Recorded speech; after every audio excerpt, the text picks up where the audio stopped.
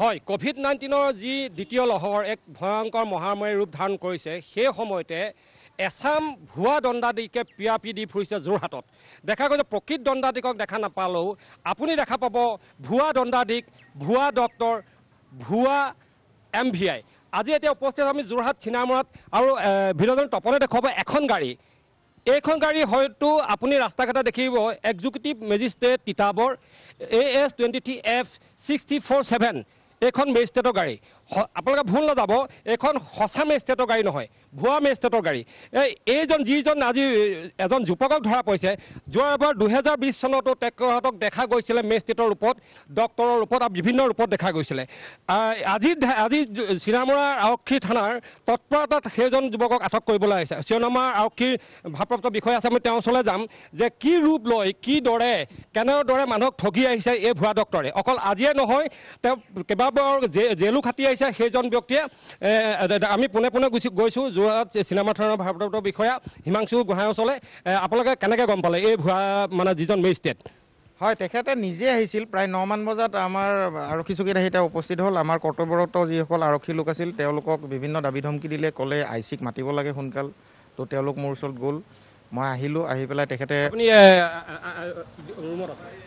হয় তেখেতে মোক প্ৰশ্ন সুধিলে যে তুমি থানাখন কি কাৰণে লেতেৰাকৈ ৰাখিছা, ডিউটি এতিয়া মানুহবোৰ কি কাৰণে ডিউটি কৰা নাই। মই ডিউটি কৰি আছোঁ ৰাতিপুৱা 5 বজাৰ পৰা, আপোনালোকে কৰা নাই কাৰণে মই কৰিব লাগে, এনেকৈ বিভিন্ন ধৰণৰ তেওঁ ব্যতিব্যস্ত কৰিলে। তো মোক কিছু সন্দেহ হ'ল। তেতিয়া সন্দেহৰ লগে লগে মই আমাৰ স্থানীয় দণ্ডাধীশ মহোদয়ক ফোন কৰিলোঁ। দণ্ডাধীশ মহোদয়ে তেখেতৰ লগত কথা পাতিলে ফোনতে, আৰু তেখেতেও ক'লে যে এজন আচলতে ভুৱা হয়, তেওঁ এইটো তেওঁক তদন্ত কৰিব লাগে। তো আমি পৰৱৰ্তী পৰ্যায়ত গম পালোঁ তেওঁ মেজিষ্ট্ৰেটৰ গাড়ীখনত ফলক লগাই পেলাই বিভিন্ন জেগাত দাবী ধমকি দি পইচা বিভিন্ন ব্যৱসায়ৰ পৰা লোৱা বুলিও এতিয়া মই জানিব পাৰিছোঁ। পূৰ্বতে তেওঁ আছিলে? হয়, মই তদন্তকালত গম পাইছোঁ তেওঁ পূৰ্বতে যোৱা বছৰ লকডাউনৰ সময়তে তেওঁ ডক্টৰৰ ৰূপত বিভিন্ন লোকক লগত লৈ বিভিন্ন জেগাত ধন সংগ্ৰহ কৰিছিল ৰাইজৰ পৰা, আৰু অলৰেডি ইতিমধ্যে তেওঁ পুলিবৰত এটা কেছত এৰেষ্ট হৈছিল আৰু তেখেত জেললৈও গৈছিল। তেওঁৰ নামটো কি বুলি কৈছে? তেখেতে প্ৰথমতে তেওঁৰ নামটো